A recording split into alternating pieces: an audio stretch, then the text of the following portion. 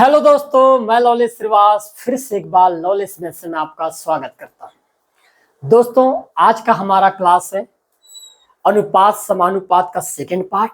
इससे पहले हम पार्ट 1 देख चुके हैं, जिसमें पूरा आपको अनुपात समानुपात का जितने भी आपके केस हो सकते हैं या जितने भी नियम कानून हो सकते हैं, उन सभी चीजों को मैं डिटेल से बता दिया हूं। क्योंकि ये जो दौर है दोस्तों, इस बार व्यापम जब एग्जाम लेगा, चाहे जो भी एग्जाम हो आगामी, अमीन पटवारी का तो है ही सामने में, शिक्षक भर्ती 2026 तक भी जितने भी एग्जाम देखने को मिलेगा, वो जितने भी एग्जाम होगा उसका पैटर्न बदले हुए पैटर्न पर मिलेगा। इस चीज को भूलना नहीं है ना। यहाँ पर जितने भी टीचर जो प्रीवियस ईयर के क्वेश्चन को लेकर बैठे हैं, बता रहे हैं कि इस प्रकार से सवाल आने वाला है, भूल जाओ। यदि ये गलती आप करोगे, मान लो इसी को सच मानकर यदि आप आगे बढ़ते हो, एग्जाम में बैठते हो उसी को तैयारी करके, तो अपना सिलेक्शन भूल जाओ यार, फिर है ना, फिर नहीं होगा आपका सिलेक्शन। इतना तो मैं दावा करता हूं, क्योंकि जितने भी एग्जाम हुए हैं उन सभी एग्जामों में बदले हुए पैटर्न के हिसाब से ही सवाल पूछे जा रहे हैं। मैक्सिमम आपके 90% जो क्वेश्चन है वो कूट में आ रहा है। मतलब आपको जब तक बेसिक कॉन्सेप्ट, उसके अतिरिक्त उसके डीपली जो कॉन्सेप्चुअल डेटा है वो पता नहीं होगा, तो आप एग्जाम क्रैक तो नहीं कर पाओगे। कुछ बच्चों का कहना है कि जल्दी से 2D 3D जियोमेट्री जैसे आपके चैप्टर है उनको लाया जाए, तो मैं आपके सामने एक बात रखना चाहूंगा। इसकी जस्ट बात मैं 2D का बेहतरीन कॉन्सेप्ट, एक नंबर का नहीं छूटेगा दोस्तों, वो लाने वाला हूं। क्लियर है? तो कंटिन्यू इस वीडियो को देखते रहिएगा। क्लियर है? आज का हमारा जो सवाल रहेगा वो बेहतरीन रहेगा, बदले हुए पैटर्न पर 100% मानिए कि आपका सिलेक्शन श्योर है यदि यहां से आप पढ़ लेते हो तो। कुछ भी नहीं पढ़ना है ना, सिस्टमेटिक पढ़ोगे, क्योंकि गलत पढ़ने का नतीजा या परिणाम कहा जाए वो भी हमारे सामने गलत ही आता है। क्लियर है दोस्तों? तो सोच समझ कर तैयारी करना है, सही तरीके से तैयारी करना है। ये रहा आज का हमारा पहला सवाल, ध्यान से देखिएगा। मिलान करके आपको बताना था कि भाई 4:13 समानुपात 64 अनुपात क्वेश्चन मार्क, ये 4 के 4 जो आपके पास कथन केल MN है, इसके सूची 2 में उनके है ना, जो मिसिंग वाला जो पार्ट है वो पूछा गया है। अब मेरे प्यारे दोस्तों में अनुपात मतलब क्या होता है, किन्हीं दो क्वांटिटीज के बीच जब हम तुलना करते हैं वो अनुपात होता है। समानुपात क्या होता है, जब 4 क्वांटिटीज के बीच तुलना किया जाता है तब हम उसको समानुपात कहते हैं। यहां पर मैंने एक चीज आपको नोट करने के लिए बोल दूंगा, ये पहली संख्या अनुपात, ध्यान समझना, ये दूसरी संख्या, उसके बाद मैंने कहा समानुपात, ये आपके पास तीसरी संख्या, और फिर मैंने कहा अनुपात चौथी संख्या। अब आपके माइंड में एक चीज चल रहा होगा कि भाई ये हम इसको अनुपात मतलब बटे में लिख सकते हैं। तो मेरे प्यारे दोस्तों, हमेशा एक चीज याद रखना कि पहली संख्या का संबंध हमेशा तीसरी संख्या से होता है, या मैं ये कह सकता हूं कि तीसरी संख्या का संबंध हमेशा पहले संख्या से होगा। उसी प्रकार दूसरा संख्या का संबंध हमेशा चौथे से, या चौथे संख्या का संबंध हमेशा दूसरा संख्या से होता है। और इसी प्रकार आपके पास समानुपात का जो कॉन्सेप्ट है काम करता है।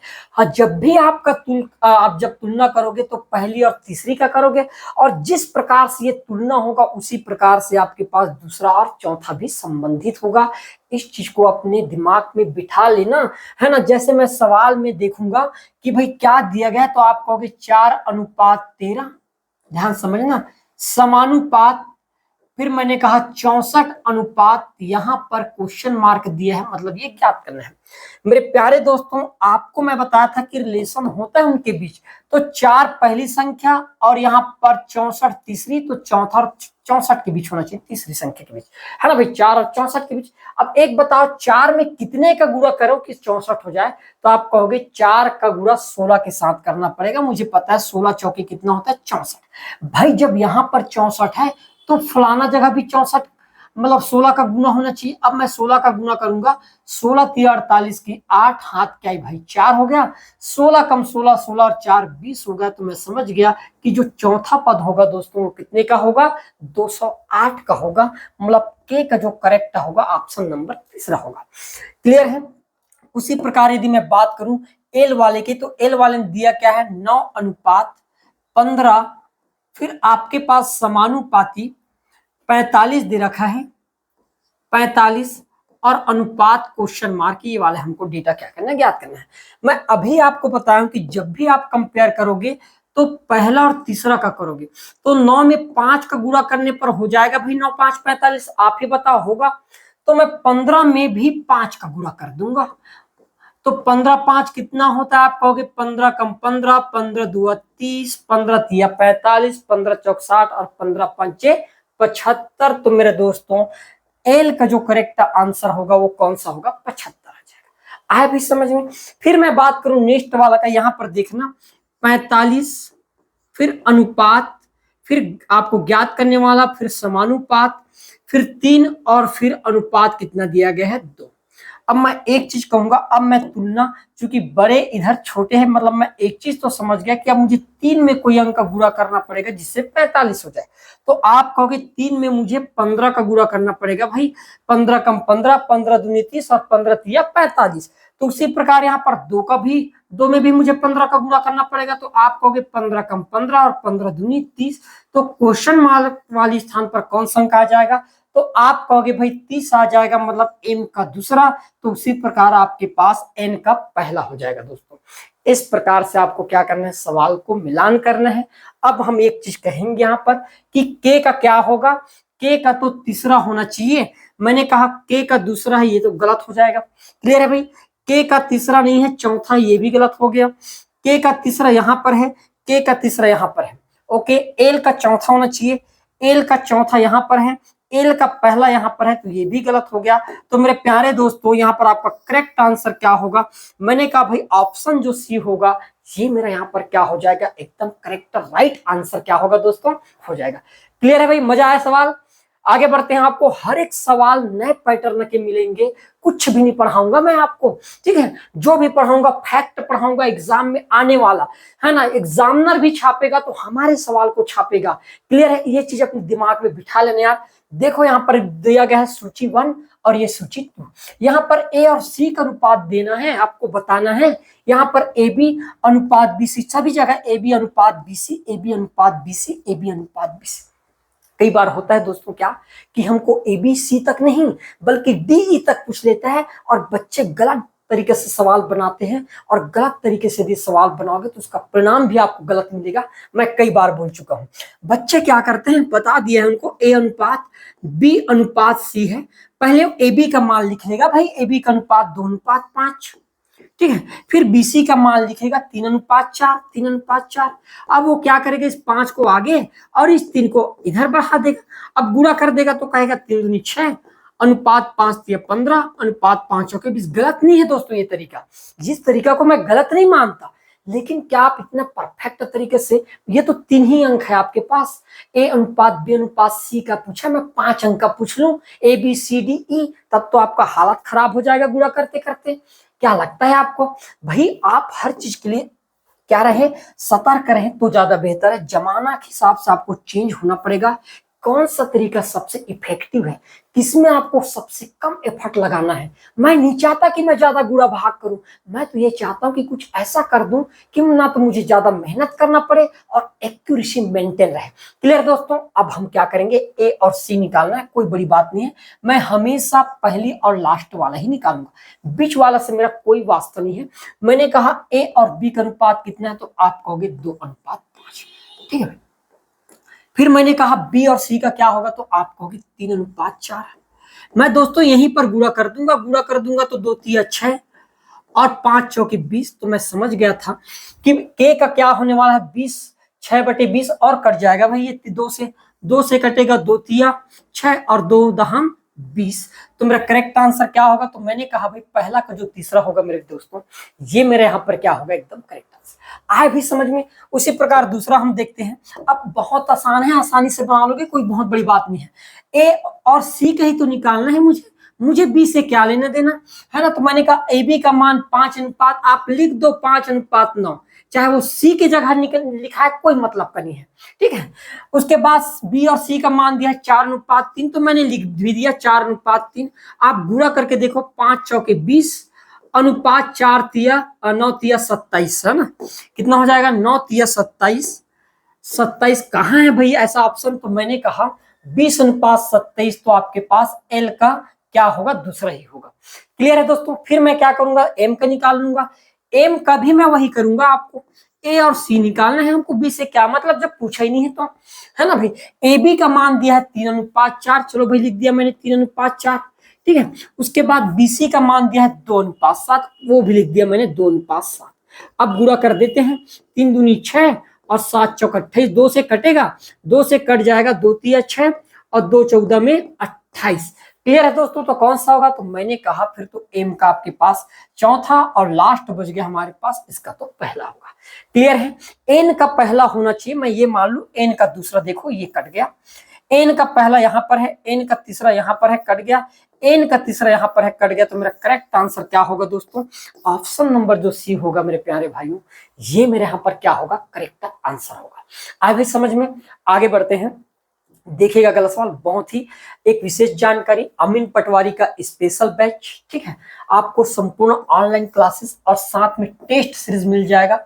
हमारे जो चैनल है ना, ये सीजी मैपोलॉजी में ये उपलब्ध है, ये एंड्रॉइड ऐप है ना, सीजी मैपोलॉजी। यहाँ पर आपको संपूर्ण कोर्स मात्र 599 रुपए के कम प्राइस पर, वो भी आपके पे बाकी कोचिंग जैसा नहीं कि हमने आपके पुराने जो पैटर्न है उसी से आपको सवाल करा रहे हैं, है ना। हम लेटेस्ट आपके जितने भी बदले हुए पैटर्न है उस पर आधारित सवाल कराएंगे, चाहे वो मैथ्स हो, रीजनिंग हो, या आपके पास कंप्यूटर या बाकी अदर जो सब्जेक्ट ही क्यों ना हो, सभी के आपको बदले हुए पैटर्न मिलेंगे। आप खुद इस चीज को अनुभव कर पाओगे कि जब आप देखोगे, है ना, आप जब क्लास लोगे तो वहां पर खुद आपको फील होगा कि यही सवाल आपके बार बार रिपीट हो रहा है। ऐसे सवाल पूछे जाते हैं, जब तक हम ऐसे सवालों का प्रैक्टिस नहीं कर पाएंगे तो कैसे बनेगा भाई हमसे सवाल फिर, है ना। आप इतने एग्जाम देखे होंगे 2025 में, कितने तो एग्जाम नहीं होंगे, 5-6 एग्जाम। हर एक एग्जाम को उठाकर देख लो, यदि आपको मिल जाए कि साधारण सवाल तो बता देना मुझे, फिर हर एक सवाल में वो पूरा की पूरा बदले हुए पैटर्न में सवाल पूछ रहा है, हर एक सवाल बदले हुए।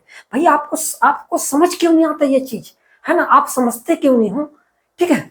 आपको इन चीजों को ध्यान रखना है यदि सिलेक्शन लेना है तो, है ना, सिलेक्शन इंपॉर्टेंट है, ठीक है। मात्र 599 रुपए के कम प्राइस पर आपको ये कोर्स मिल जाएगा। क्लियर है, ठीक है भाई। ज्यादा तो इस नंबर पर आप क्या कर लेना, व्हाट्सअप करके जानकारी ले सकते हो, ठीक है, ठीक है। आगे बढ़ते हैं। आज का हमारा तीसरा बेहतरीन सवाल हम देखने वाले हैं। यदि m का 15% n के 20% के बराबर है तो m और n का अनुपात होगा। सही कथन को आपको चुनना था, है ना भाई। इनमें से कौन कौन सा कथन सही है, तो मेरे प्यारे दोस्तों मैंने कहा कि भाई m का मतलब होता है गुणा, m का 15%, ये परसेंट है तो परसेंट में रख दिया, बराबर। यही बोला गया है कि n का मतलब होता है गुणा 20% के बराबर है। अब भाई ये दोनों साइड परसेंट परसेंट में है, याद रखना, परसेंट परसेंट में तो कोई दिक्कत नहीं, परसेंट टू परसेंट कट जाएगा, और 5 दिया 15 और 5 चौके क्या हो जाएगा 20। मतलब मैंने कहा 3m बराबर, यदि मैं कहूं 4n तो कोई गलत वाली बात नहीं है। अब मैं चाहता हूं कि m और n को चेंज कर दूं, तो आप कहोगे ये हो जाएगा m/n, है ना, 4 तो उधर ही रहेगा, 3 नीचे में आ जाएगा, तो अनुपात क्या हो जाएगा, मैंने कहा 4:3 होगा भाई, 4:3। हमको एक ऑप्शन तो मिल गया कि भाई 4:3, और ये हम देखेंगे और सवाल में डायरेक्ट जाकर क्लिक करेंगे और आगे बढ़ जाएंगे, और यही हो गया हमसे गलती। भाई एक चीज सोच कर देखो, यदि ये सवाल दिया है और आपके पास ये पैटर्न में क्वेश्चन दिया गया है, मेरी बात ध्यान समझना, तो आप कैसे मान लिए कि एक ही अनुपात से हो सकता है। वो पागल थोड़ी है, वो पागल नहीं है भाई, है ना। हमको समझना है कि इसके पीछे का कुछ तो रीजन होगा कि उसने कुट में दे दिया सवाल को। अब मैं एक चीज समझाना चाहूंगा कि भाई ये 4 और 3 है, यदि मैं कहूं कि इन दोनों जगह मैंने भाई 4 का गुणा करके देख लिया, 4 का गुणा करेंगे तो आप कहोगे 4 चौक 16, और यहां पर भी 4 का गुणा करेंगे तो 4 तिया 12। क्या ये ऑप्शन में मैं आपको बताया हूं कि किसी भी भिन्न में समान अंकों का गुणा करने से अनुपात चेंज नहीं होता, उसके हो सकता है दिखने वाले मानों में परिवर्तन दिखाई दे। तो 4:3 के तुल्य 16:12 भी है, तो मैं ये कह सकता हूँ क्या 16:12 भी मेरा क्या है, एकदम करेक्ट है, ठीक है भाई। फिर मैंने कहा इन्हीं 4:13 में 7 का गुणा कर दूं दोनों जगह, तो आप कहोगे 7 चौके 28 और 7×3 = 21, क्या ये भी है हमारे पास है?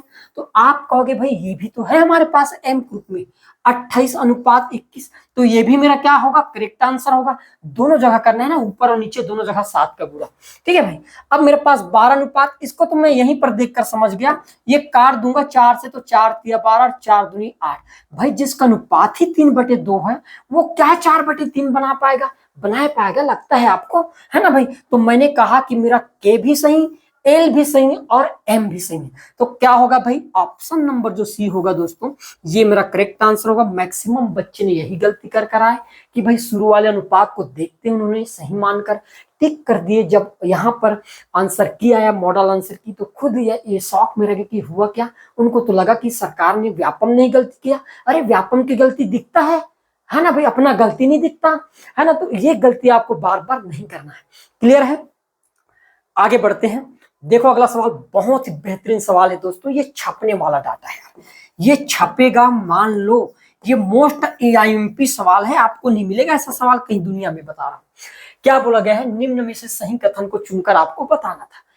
भिन्न मान लो A और B के रूप में है, तो क्या मैं लिख सकता हूं कोई भी भिन्न यदि मेरे पास A/B के रूप में है, तो मैं उस भिन्न के अंश में भी m का n का गुणा और हर में भी n का यदि गुणा कर देता हूं, तो क्या अनुपात अपरिवर्तित रहेगा?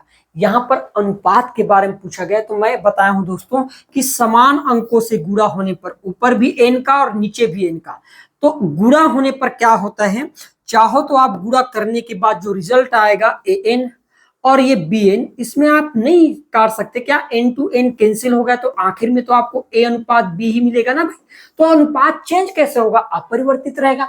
तो इसका जो कथन है के वाला, ये एकदम करेक्ट है दोस्तों, अपरिवर्तित रहेगा। ठीक है भाई। फिर दूसरा कथन कहना यह है कि भिन्न मान लो AB है और उसके प्रत्येक पद में मैं n से भाग दे देता हूं या कोई संख्या से भाग देता हूं, तो अनुपात परिवर्तित हो जाता है। देखते हैं होता है कि नहीं। मैंने कहा A/B के फॉर्म में है, चलो मैं AB को कुछ मान लेता हूं। आप कहो AB को मैं मान लू 4 और ये 3। ठीक है भाई। अब इसके प्रत्येक पद को मैं 5 से भाग देना चाहता हूं, तो आप कहोगे 4 भाग के लिए 5 और फिर 3/5। अब ये आपके पास, इसको चेंज करेंगे तो सबसे पहले 4/5 और गुणा में जब जाएगा तो ये 3/5 होगा, उल्टा हो जाएगा, 5 क्या हो जाएगा? 3। फिर आप कहोगे 5 से 5 कैंसिल, तो जो रिजल्ट आएगा वो हमारे पास क्या आएगा? 4/3। मतलब पहले भी 4/3 था, भाग देने के बाद भी 4/3। तो आप कैसे कह सकते हो कि अनुपात बदलेगा, है ना? आपने लिख दिया कि अनुपात परिवर्तित हो जाएगा, ये एकदम गलत बात है, कभी नहीं होगा भाई। अनुपात कभी भी बदलता नहीं है, इस चीज को मान लो। क्लियर है? 2 केस ही होता है, मैंने कहा 2 केस ही होता है जिसमें अनुपात चेंज नहीं होता। एक तो जब समान अंकों से गुणा करो तब, और एक समान अंकों से भाग दो तब, कभी भी अनुपात चेंज नहीं होता है। क्लियर है? फिर बोला गया है, मुझे एक चीज बोल दिया गया कि भिन्न मान लो A और B के फॉर्म में और प्रत्येक पद में अंश में भी n जोड़ दिया जाए और हर में भी n जोड़ दिया जाए, तो अनुपात अपरिवर्तित रहता है। कहने का मतलब है कि पहले जैसा अनुपात था वैसे अभी भी रहेगा। अभी चेक करते हैं कि रहता है कि नहीं है। मान लो मेरे पास 4 और 3 था, मैं चाहता हूं कि इसके प्रत्येक पद में मैं 5 जोड़ देता हूं, तो आप कहोगे 4 में भी 5 जोड़ दूंगा और 3 में भी, तो आप कहोगे 4 और 5 को जोड़ने पर 9 और 3 और 5 को जोड़ने पर 8। तो आपको क्या लगता है कि 4/3 के बराबर 9/8 हो सकता है? नहीं होगा ना भाई। 4/3 के हूबहू होने चाहिए। जैसे यहाँ पर 4/3 था तो रिजल्ट अभी 4/3 आया। मानते हो दोस्तों, यहाँ पर A/B था तो रिजल्ट अभी A/B आया। ये होता है परिवर्तित का केस। परिवर्तित मतलब क्या होता है? इसका तो पूरा नक्शा कदम चेंज हो गया। तो मैं कहूंगा कि M जो है एकदम गलत है, अपवाद वाली बात है। फिर मैंने कहा भिन्न AB है, प्रत्येक पद को मान लो समान अंकों से घटा दिया जाए तो अपरिवर्तित रहता है। कहता है नो चेंज। देखते हैं कितना चेंज होता है कि नहीं। मेरे पास तो वही है लिखने के लिए 4/3। मान लो इसके प्रत्येक पद में, मतलब 4 और 3 दोनों में मैं 5 घटा देता हूं। आपके आंखों के सामने हो रहा है ये। ठीक है, तो आप कहोगे 4 में 5 घटाएंगे तो -1 और 3 में 5 घटाएंगे तो -2। तो आप कहोगे -2 कैंसिल, तो 1/2। क्या आप कह सकते हो कि 4/3 भाई 1/2 के बराबर है? नहीं कह सकते ना भाई, अलग अलग है। तो ये कथन भी मेरा क्या होगा दोस्तों? गलत हो जाएगा। तो कौन सा सही है? केवल जो के होगा, ऑप्शन नंबर जो ए होगा मेरे प्यारे दोस्तों, ये एकदम करेक्ट होगा। और ये छपने वाले डेटा है, बता रहा हूं। कहां से सवाल देगा भाई, हम भी देखते हैं। इतना सारा सवाल करा दूंगा आपको कि जगह भी नहीं बचेगा कि सवाल उठाए कहां से। क्लियर है? आगे बढ़ते हैं, देखिएगा अगला सवाल। फिर नीचे दिए गए कथन एस और कारण आर के लिए सही विकल्प को चुनकर बताना था। बोला गया है कि 9 और 25 का मध्यानुपाती 15 होगा। भाई क्या लगता है आपको? मैंने कहा मध्यानुपाती का फार्मूला ये होता है, जब हमारे पास ए और बी दो पद दिया हो तो हमें एक चीज तो पता है कि ए और बी के लिए मध्यानुपाती का फार्मूला डेफिनेशन इस प्रकार से बनता है, 1/x समानुपाती x अनुपात कितना लिख देते हैं बी। यही करते हैं दोस्तों। फिर आप कहोगे कि अनुपात वाला तो बटे में आ जाएगा, तो a बटे x और समानुपात का बराबर x अनुपात का फिर b। अब आप क्या करोगे, त्रियक गुणा करेंगे, x का गुणा x के साथ होगा तो आप कहोगे x स्क्वायर हो जाएगा बराबर a और b का गुणा होगा तो ये ab के बराबर हो जाएगा। तो x का मान किसके बराबर होगा, तो मैंने कहा अंडर रूट ab के बराबर होगा। अब यदि मान लो मैं a का मान रखता हूं कि a का मान 9 है और b का मान 25 है, तो आप कहोगे, आगे देख लेते हैं इस चीज को, है ना। 25 निया कितना होता है, तो मैंने कहा 225 होता है, और 225 किसी का वर्ग होता है भाई, तो आप कहोगे जी ये तो 15 का होता है। मतलब उसका कहना एकदम लाजमी है कि भाई कथन उसका एकदम करेक्ट है, क्योंकि 15 होता है, हमने निकाल कर भी देख लिया। क्लियर है? फिर बोला गया है कि दो अंकों का जो मध्यानुपाती उन अंकों के गुणनफल। अब हमारे पास दो अंक थे, कौन कौन से, ए और बी है भाई, दो अंक ए बी, और उन अंकों के गुणनफल, तो मैंने कहा इन दोनों का गुणनफल भी हुआ यहाँ पर ए इंटू बी के वर्ग के हमेशा, है ना, गुणनफल के वर्ग के हमेशा समानुपाती होता है। ये बोला गया है वर्ग के क्या होता है, समानुपाती। यहाँ पर वर्ग बोला गया है ना भाई, भाई वर्ग के समानुपाती कैसे होगा, ये तो वर्गमूल के समानुपाती होता है। आपको दिखना चाहिए कि ये वर्गमूल होता है, ये वर्गमूल का साइन होता है, और वर्ग का साइन किसी के ऊपर ये पावर होता है, ये वर्ग होता है, और ये वर्गमूल होता है। तो भाई मैं नहीं कह सकता कि वर्ग के समानुपाती होता है, ये वर्गमूल के नहीं, ये वर्गमूल के समानुपाती होगा भाई, ये वर्गमूल के समानुपाती। इतना बारीकी सवाल पूछ लेगा, क्या कर लोगे बताओ, तो आपको पता ही नहीं रहेगा। तो मैं कहूंगा कि भाई मेरा केवल जो कथन है ये सही है, लेकिन जो कारण है एकदम क्या हो जाएगा, गलत हो जाएगा। मजा आया होगा, सवाल बहुत बेहतरीन सवाल था, है ना। आगे हम देखते हैं, ठीक है। देखिएगा अगला सवाल, ये बहुत ही गजब का सवाल है, ये भी ध्यान समझना मेरी बात। एक थैला में 1 रुपया, 2 रुपया, 5 रुपए के सिक्कों की संख्या अनुपात 2, 3 और 4 के रूप में दिया गया है। किसका अनुपात? आपको ध्यान देना है कि सिक्कों की संख्या, ये संख्या को शो अप कर रहा है भाई, ठीक है। और थैला में कुल मान लो 280 रुपया पैसा ही हो आपके पास। अब मुझे नहीं पता कितना बड़ा थैला आपके पास है, ठीक है। आजकल पर्स रख लेते हैं, है ना, पहले के जमाने में रहा होगा, ठीक है, ठीक है भाई। अब हमको क्या दिया गया है, ध्यान समझना दोस्तों मेरी बात को। 1 रुपया, फिर मैंने कहा 2 भी रुपया है, फिर मैंने कहा मेरे पास 5 रुपया भी है। 3 रुपया मत करने आप, क्योंकि 3 रुपए का सिक्का नहीं आया है मार्केट, समझ भी नहीं आएगा। अब मैंने कहा सिक्कों की संख्या का मतलब, मैं सिक्कों का अनुपात देखा, तो अनुपात क्या दिया है, तो आपको दे दिया गया है 2:3:5 दे रखा है। ध्यान समझना मेरी बात। अब एक चीज बताओ दोस्तों, मुझे सिक्कों की मूल्य पता है कि भाई टोटल कितने रुपए है आपके पास, 280। ये सिक्कों की संख्या है, ये क्या है, संख्या। लेकिन जब तक हमको मूल्य दिया है, तो आपका काम ये होना चाहिए कि आप इसको मूल्य बना लो। क्या बना लो, मूल्य। अब आपका काम है कि आप मूल्य कैसे बनाते हो। तो मैंने कहा कि मूल्य का अनुपात जो होगा, ठीक है, मूल्य का अनुपात तो निकालना ही है, क्योंकि मूल्य दे रखा है कितना, 280। अब मेरी बात को ध्यान समझना, मैंने कहा आपके पास 1 रुपए के 2 सिक्के हैं। 1 रुपए के कितने सिक्के हैं, 2। बताओ आपके पास कितने रुपए हुए भाई।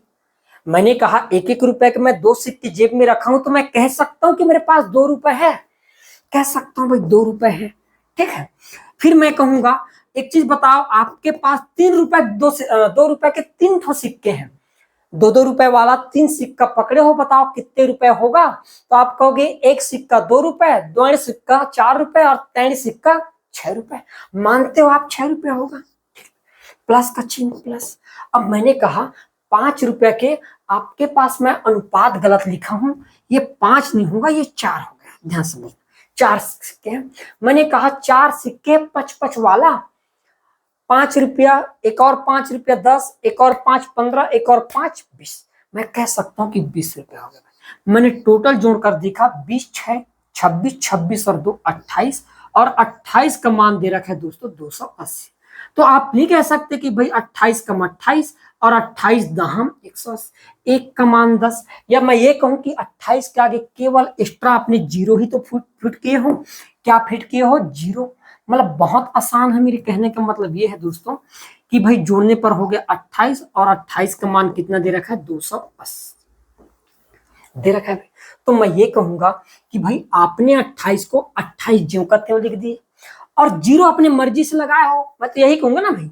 तो मैंने कहा सिक्कों की संख्या पूछा है, तो मैं होशियारों का होशियार, मैं क्या करूंगा, मैं भी जीरो लगाऊंगा। आपने 28 के बाद एक जीरो लगाकर रुपया बना दिए, तो मैं भी संख्या बना दूंगा। जीरो लगा दिया, जीरो लगा दिया, भाई जीरो लगा दिया, क्या दिक्कत है? तो मूल्य में भी जीरो लगा दूंगा, जीरो जीरो और जीरो। क्या बात है? अब पूछो क्या पूछना है हमसे, हमने तो खत्म कर दिया सभी चीज। अब ध्यान देना, 1 रुपए की सिक्कों की संख्या 10 है। भाई 10 कहां से है? तो 20 है। 1 रुपए के सिक्कों की संख्या 10 नहीं हो सकता, 20 होगा, गलत हो गया। ठीक है। 2 रुपए की सिक्कों की संख्या 20 है। 2 रुपए के सिक्कों की संख्या 20 कहां से होगा? ये तो ऐसी गलत हो गया हमारे पास, है ना, हो ही नहीं सकता। ये तो 30 है। फिर 5 रुपए की सिक्कों की संख्या 40 होगा, ये करेक्ट है यार, एम हमारा करेक्ट है कि भाई 40 है। 5 रुपए की सिक्कों का कुल मूल्य 200 रुपए, ये भी हमारे पास सही है। हमने देखे कि 200 रुपया है, तो मैं कहूंगा ये भी सही है। तो एम और एन है, कहीं ऑप्शन में नहीं दिया है, भूल गया क्या? लिख लेना, यहां पर मिस्टेक हुआ होगा कहीं पर। यहां पर हम कर लेते हैं एम और एन। ठीक है, ज्यादा ध्यान नहीं देना है, मिस्टेक हो जाता है प्रिंट करते समय। ठीक है, एम और एन जो होगा दोस्तों, यही हमारा क्या होगा, एकदम करेक्ट आंसर हो जाएगा। आए भाई, मजा आया सवाल आज का? ठीक है, ये छपेगा भैया, ऐसे सवाल देगा, और पैटर्न अभी पूछने का यही रहेगा। क्लियर है? तो बिल्कुल स्किप करना नहीं है, लास्ट तक देखना है, हर एक चैप्टर को देखना। मैं हर एक चैप्टर को कराने वाला हूं। क्लियर है? आगे बढ़ते हैं। देखो अगला सवाल गजब का सवाल है। नीचे दिए गए कथन और कारण के लिए सही विकल्प चुनकर बताना था। किसी संख्या में समान अंक जोड़ने या घटाने पर अनुपात अपरिवर्तित रहता है। इसी चीज को मैं कुछ देर पहले आपको फिर इत्याग किया था भाई, मैं आपको याद नहीं है? ठीक है, आपको याद तो ऐसे भी होता नहीं है। मैंने कहा किसी भी संख्या में समान अंक जोड़ने या घटाने पर अनुपात अपरिवर्तित रहता है। मैंने कहा मेरे पास अनुपात था पहले, ए अनुपात बी। पहला कंडीशन जोड़ के केस में, यदि आप ए और बी में कोई समान अंक जोड़ दिए एन, यहां पर भी आप बी मान लेते हैं, ये बी है, बी में भी आप एन जोड़ दिए, तो नया अनुपात जो होगा ये एन और ये b प्लस एन होगा। तो मैं कह सकता हूं कि यह परिवर्तित हो गया। सेम नहीं है क्योंकि कट नहीं सकता, तो ये गलत बात है। तो मैं कहूंगा कि भाई यहां पर तो ये बिल्कुल निराधार है ना, हमारा कथन गलत है। किसी संख्या में समान अंकों का गुणा या भाग करने पर क्या अनुपात अपरिवर्तित रहता है। मैं एग्जाम्पल के रूप में आपको गुणा वाला कॉन्सेप्ट बता देता हूं। कोई संख्या 2 और 3 के अनुपात में था, मैंने दोनों जगह 4 का गुणा कर दिया, यहां पर भी 4 का और 3 में भी 4 का गुणा कर दिया, तो आप देख पाओगे 2 चौके 8 और ये 3 चौके 12। भाई आप नहीं काट सकते क्या इसको, है ना? 4 से तो कट रहा है, कोई भी बता देगा 4 दूनी 8 और ये 4 तिया 12। तो भाई भले ये 8:12 दिखाई दे रहा है ना, 8:8/12 दिखाई दे रहा है, लेकिन एक वास्तविक जो स्वरूप होगा वो तो 2/3 ही है ना। ये कहाँ चेंज हुआ? पहले भी 2/3, अभी भी 2/3। तो मैं कह सकता हूं कि जो मेरा कारण है ये क्या होगा दोस्तों, एकदम करेक्ट था। ठीक है, तो मैं कहूंगा ऑप्शन नंबर जो डी होगा मेरे प्यारे भाइयों, ये मेरा क्या होगा, यहाँ पर राइट आंसर होगा। और ऐसे ही सवाल आपको देखने को मिलेगा। तो मैं कहता हूं कि भाई अभी से, है ना, प्रिपेयर हो जाओ एग्जाम के लिए, क्योंकि ज्यादा दिन का समय नहीं है। कब समय गुजरता है पता ही नहीं चलता, है ना। अभी 3 दिन दशहरा, उसके बाद 6 दिन आपके क्या निकल जाएंगे, दीपावली निकल जाएंगे।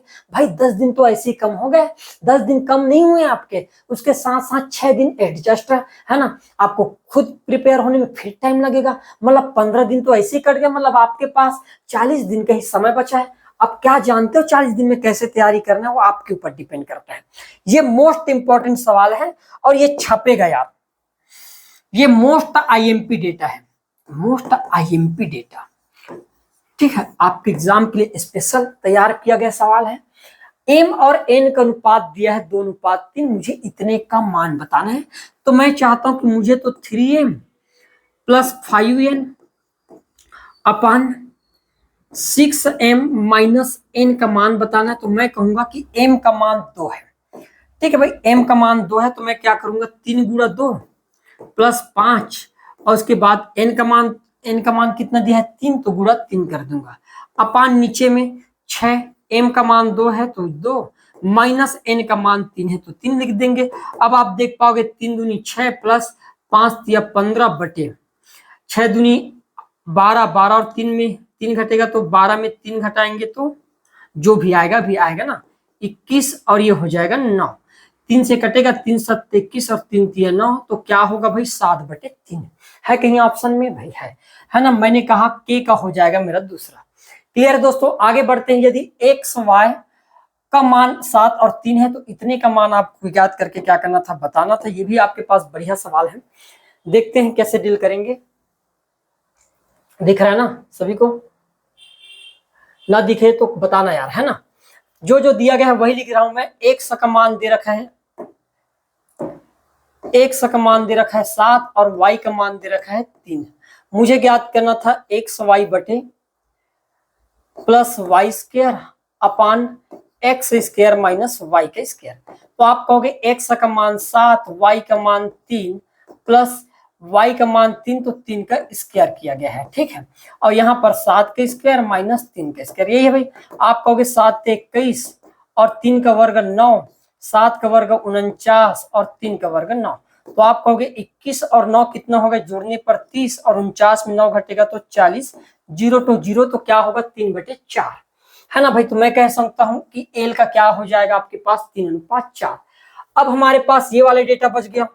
ध्यान से देखिएगा, यदि कोई भी डेटा आपके पास इस रूप में है दोस्तों, a/b अनुपात a/5 और b/4, यदि इस रूप में है तो हमेशा एक चीज याद रखना, यहाँ पर a का मान 5 ही होगा और b का मान 4 ही होगा।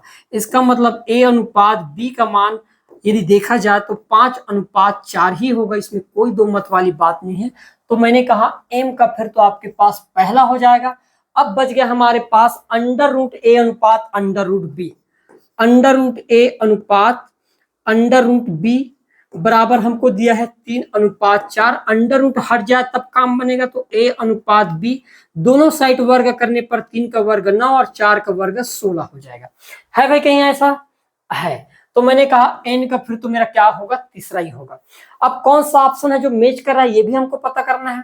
तो हम कहेंगे k का तो दूसरा होना चाहिए, k का दूसरा यहाँ पर है, यहाँ पर चौथा है तो गलत हो गया। k का तीसरा ये भी गलत हो गया, k का तीसरा ये भी गलत होगा। तो करेक्ट आंसर क्या होगा दोस्तों, ऑप्शन नंबर जो पहला होगा ये मेरा यहाँ पर क्या होगा, एकदम राइट आंसर हो जाएगा। क्लियर है, आगे बढ़ते हैं।